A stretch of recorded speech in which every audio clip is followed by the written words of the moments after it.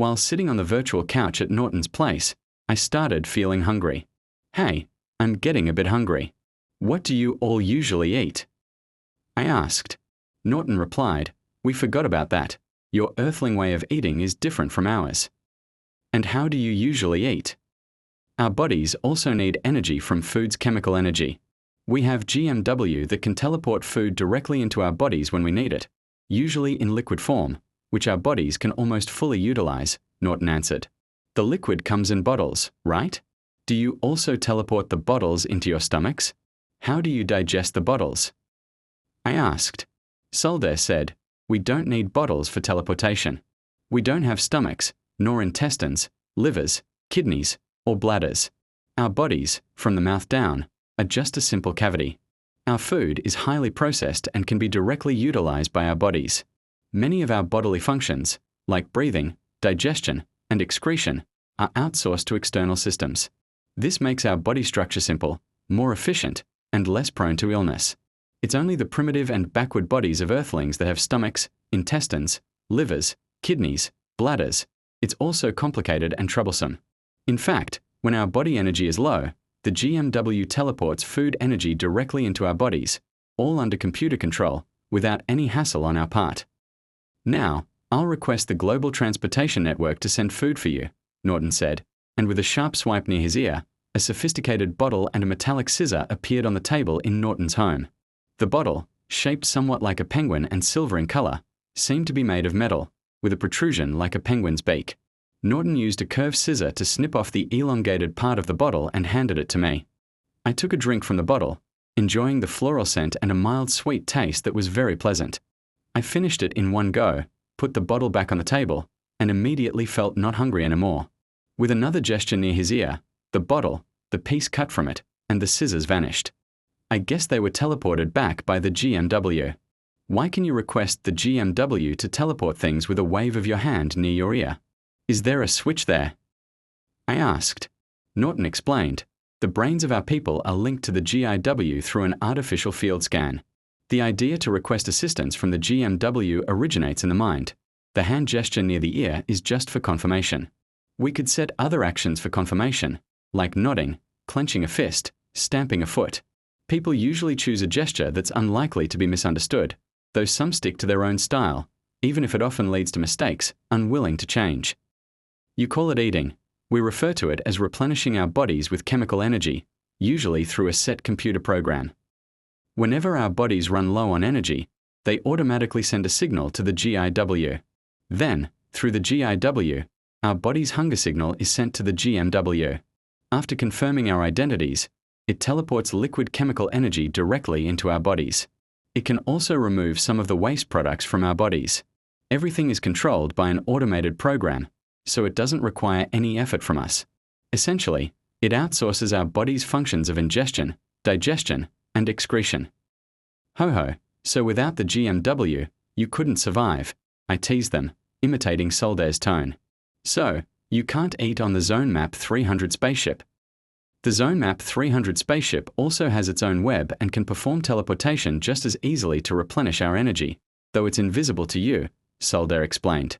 Without the GMW, we can still drink liquid food with our mouths and chew with our teeth. It's just that we aren't used to it anymore. Our bodies are just simple cavities without the complex digestive organs you Earthlings have, as our digestive function has degenerated.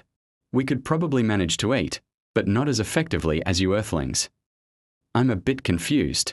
If your brains can connect to the GMW, acting like a biological computer, why do I often see you operating those virtual screen computers? Can't you just use your brains directly? I asked Norton, referencing his actions on the Zone Map 300 spaceship. The biological computer capabilities of our bodies are not as powerful as external computers. Many functions on the Zone Map 300 spaceship are not allowed to be directly controlled by our brains. There are restrictions on our planet against such actions. People on our planet can directly request the GMW through their brains, virtually going anywhere on Guoker at will. However, interstellar spaceships can travel beyond Guokerplanet and carry certain risks. Not everyone is allowed to pilot a spaceship, and even those who are permitted must receive authorization, Norton explained seriously. You must understand, the built-in biological computer in our bodies has a lot of flexibility. But for tasks like piloting the Zone Map 300 spaceship, seriousness and caution are required. Therefore, external computers are safer and more suitable than internal biological computers. Oh, I get it now. Your Guoker planet is also orderly and acts rationally, not allowing reckless behavior. I suddenly remembered to ask, "Oh, Norton, what about your family?" "What family?" Norton seemed surprised. "Just you at home. What about your parents, your wife? Do you have any children?" "Oh, it's just me," Norton answered. "Ah, I can't expect that Norton, a biological scientist from Guoker planet, would be all alone. What about your family, Soldair? How many people do you have in your household?" "Just me." "And you?" I turned to Willie. "How many people are in your family? What about your parents? Do you have any siblings?" Seeing Willie reminded me of a kindergartner on Earth, I hesitated to ask if she had any children. "What are you talking about?" "It's just me." Willie seemed puzzled. "Ah, all three of you are in such a situation, all orphans with no one else in your families. How pathetic." They can live forever, I thought to myself. Given the advanced technology I've seen on Guoker planet, achieving immortality seemed plausible. How did they achieve humanity's greatest dream of living forever? Really? You can live forever? I asked Soldair, somewhat skeptical, then turned to Norton for confirmation. "Yes, we can live forever. Many years ago, our planet achieved this technology," Norton confirmed Soldair's statement. "We don't give birth, and we don't die. So, there are no old people, no children, and no parents, offspring, or siblings. Each of us is a family on our own." "Having a family of just one person must be lonely," I commented. "We have pets at home." "I have many pets, and we can talk to our pets and other animals," Willie said. "I also have 2 robots that take care of me." "Do you have animals like cats and dogs on your planet? How do you communicate with animals?" I inquired. "Yes, we have many animals, and some breeds of our cats and dogs are similar to those on Earth. It's possible that these breeds were introduced from Earth," Norton answered. "We can translate our language into one that animals like cats and dogs can understand, then use an artificial field scan to send the information directly to their brains. The artificial field scan can also translate the animal's language into something we can understand. This way, we can communicate back and forth with animals like cats and dogs through the artificial field scan. However, being an Earthling, you can yet understand what it is like to communicate with animals like cats and dogs. We might not have the program for you to experience it. You could think of it as talking to a person with intellectual disabilities. But this doesn't hinder our ability to continue interacting with animals. It also doesn't prevent us from engaging in sexual activities with animals, which is quite common on Guoker planet. However, in the eyes of Earthlings, this would be seen as a terrible thing." Soldair's statement shocked me, prompting me to change the subject. "Do you have spouses or opposite gender friends?" "Yes, we do, but generally, we don't live together. The relationship lasts for a while, not permanently, and there's no legal registration like on Earth," Soldair answered. "You are fascinating. I'd love to go out and walk among your people and see what your daily life is like. Then I could go back to Earth and boast to everyone, share what it's like here." Norton said, "We'll definitely take you out later. You just arrived today and might be tired. Rest here for now." "All right, sounds good. We'll take our leave now.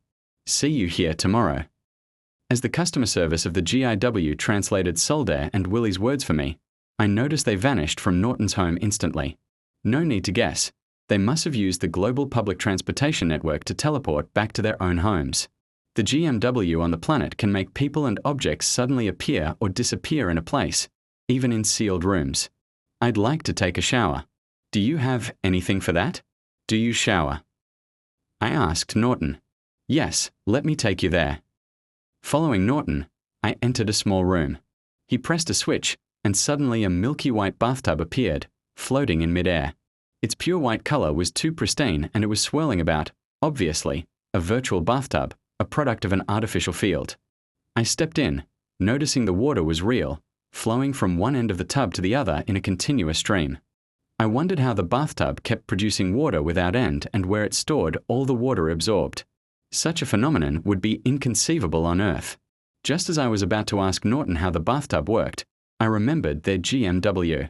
Using the web to teleport water into one end of the tub and then away from the other end seemed like the obvious solution. I jumped into the bathtub and immediately felt the water was real, though the bathtub was virtual. My judgment was spot on. The water was slightly warmer than my body temperature, making lying in it quite comfortable. I felt the urge to urinate. Earlier, with the girl Whaley present, I was too embarrassed to ask Norton where I could relieve myself. Now, in the bathtub, I just went ahead and did it. Would Norton find out? Would he blame me? I thought, who cares? After urinating, I took a refreshing shower. Just as I stepped out of the virtual bathtub, in the blink of an eye, it vanished without a trace, seemingly spirited away by the miraculous GMW. Norton's virtual bed was so comfortable that I had a wonderful sleep. When I woke up, I saw Soldair, Willie, and Norton already chatting on the virtual sofa. I wanted to join their conversation but suddenly felt the urgent need to defecate. Too embarrassed to ask and unable to hold it back, I blurted out, "Where's your toilet?" "We don't have toilets." "We don't need to defecate or urinate," Soldair said. "Our excretions are even less than your earwax." "There should still be a place for our guest to relieve himself," Norton said. It was quite embarrassing to have a girl guide me to relieve myself, but given the urgency, I had no choice but to follow Willie. We reached a spot among some plants where I squatted down. Seeing Willie nearby made me feel somewhat uncomfortable. She was dressed strikingly today, in a shiny, metallic-looking, tight tank top that accentuated her not-so-large but prominently long and rounded breasts. Her short, shiny purple skirt looked normal from the front and back, but not from the side. The side was bare, possibly because the skirt was transparent on the sides, but this transparency was of such a high quality that it seemed as if there was nothing there at all, suggesting transparency rather than absence. Later, I learned that their clothing was often not real but virtual, created by the GMW and the GIW. It wasn't actual fabric at all. If you touched them, you would be touching bare skin unless they requested a protective force field from the GMW, which would make it feel different. Willie's delicate, fair skin exposed on the side of her lower body was startling and provocative. I glanced once and felt too embarrassed to look again. I thought to myself, even when our Earth women reveal skin, they cover the essentials. These people, on the other hand, seem to prefer exposing those parts. I internally criticized them for their shamelessness, suddenly remembering Kevin's description of their planet as one of debauchery. I consider myself quite conservative. I once was digging for eels when a woman from the city asked me to help her and her young daughter cross a ditch. They were afraid of leeches and bugs in the water. After carrying her daughter across, the woman hinted she wanted me to carry her too. Seeing her in a very short skirt, revealing her tender thighs, I didn't have the courage to carry her. She then suggested I carry her on my back, but seeing her prominent breasts, I lost my courage again. The woman, misunderstanding my hesitation as unwillingness, angrily called me a bad person for a long while. She eventually took off her shoes, gritted her teeth, and waded through the water herself, leaving me feeling guilty for a long time. Upon arriving at Norton's place, I suggested we go out for a walk to get a feel for the daily life of the Guoker people. Norton said, "Let's do that next time. Today, we are expecting many important guests. You'll get to see a variety of Guoker people right here." Soon, quite a few people arrived at Norton's home, and the living room started to feel cramped. With a wave of his hand, Norton made a virtual wall disappear, instantly expanding the living room several times over. It seemed that virtual housing was quite convenient. Soldair, Willie, and I were sitting on a virtual sofa, with me in the middle. Willie was dressed too provocatively for the day, and I felt an invisible pressure sitting naked between them, so I kept some distance from her. I also noticed an interesting phenomenon. Some people appeared suddenly on the virtual sofa at Norton S, while others materialized slowly from a cloud of smoke into a person. I asked Soldair what this was all about. Those who appear suddenly are real people coming through the GMW. The ones transforming from smoke are light virtual people. Their real bodies aren't here, but they can converse with us from afar through the GIW. The ones slowly transforming from smoke are not real people. They're virtual, created by three-dimensional imaging technology by the GIW and the GMW. However, these virtual people can directly interact with us, Soldair explained. Looking closely, these virtual people seemed indistinguishable from real ones. Was Soldair pulling my leg? Without further ado, I stood up, walked over to a person who had materialized from smoke, and reached out to touch them. As expected, my hand moved through the air, touching nothing. Despite being prepared, I was still shocked and couldn't help but marvel at the Guoker people's advanced technology, which had taken virtual tech to the pinnacle of perfection. The visitors at Norton's home varied in appearance but were all the same height, indistinguishable to my eyes. They seemed to be holding a symposium, with Norton moving among the crowd like a moderator. With many people around, the GIW's customer service, Kevin, mainly translated for Norton, Soldair, and Willie. If I paid attention to a stranger, I would receive translations of their speech. Otherwise, the customer service generally wouldn't translate. I figured the public information network must be highly intelligent and possibly tracking my location at all times. Norton went on and on about the physical structure of us Earthlings, occasionally introducing me to the body structure and physiological characteristics of the Guoker people. I wasn't really paying attention because many women from their planet had arrived, or perhaps they should be called girls, as they all appeared extremely young and beautiful, much like the little girls in our elementary schools or kindergartens on Earth.